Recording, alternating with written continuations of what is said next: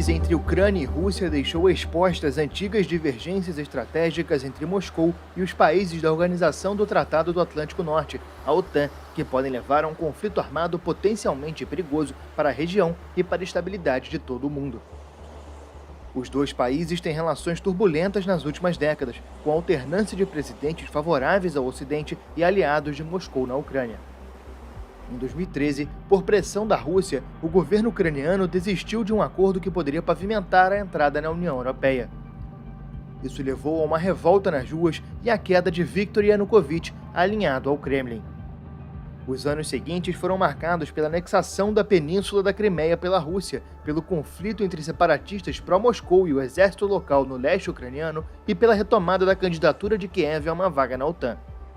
Em novembro de 2021, o presidente russo Vladimir Putin concentrou mais de 100 mil soldados na fronteira com a Ucrânia, o que soou alarmes em Kiev, Washington e na Europa de que estaria prestes a uma invasão em larga escala.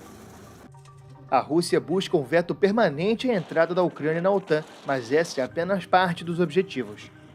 Putin critica a expansão da organização, que vem desde o fim da União Soviética na década de 1990, e cita uma suposta promessa feita pelos Estados Unidos de que o limite da OTAN seria a Alemanha.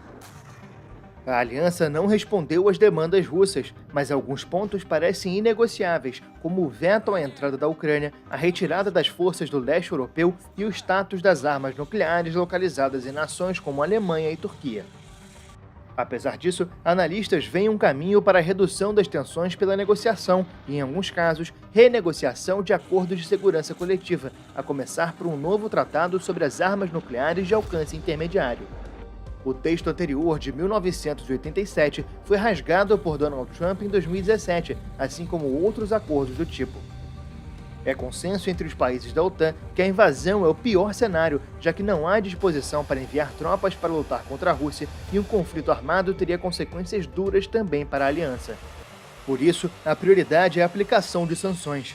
Medidas contra o governo, entre elas contra Putin, seriam os primeiros passos e incluiriam depois o corte do acesso dos bancos russos aos sistemas de pagamento internacionais.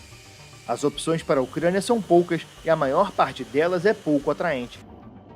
A entrada para a OTAN, mesmo sem considerar a oposição de Moscou, é improvável no momento, e enfrentar os russos no campo de batalha não é uma opção plausível, dadas as diferenças entre os arsenais.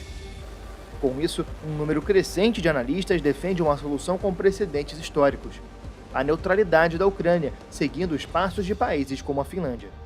Isso poderia acalmar os ânimos de Moscou, mas a ideia ainda encontra resistências em Kiev.